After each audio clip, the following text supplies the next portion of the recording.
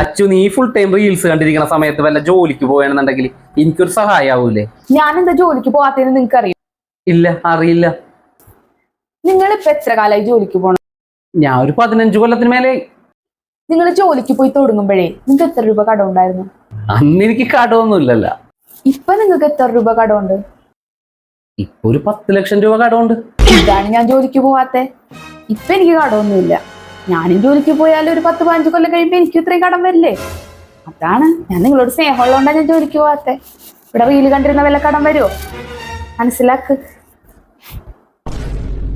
വെറുതെ ജോലിക്ക് പോയി അന്നേ വല്ല റീൽസ് കണ്ടിരുന്നാ മതിയായിരുന്നു. ഒരു കടവും വരില്ലായിരുന്നു. എന്നാലും ഇവളുടെ സ്നേഹം ഞാൻ മനസ്സിലാക്കിയില്ല. പാവം. കണ്ടോ റീൽസ് കണ്ടോ?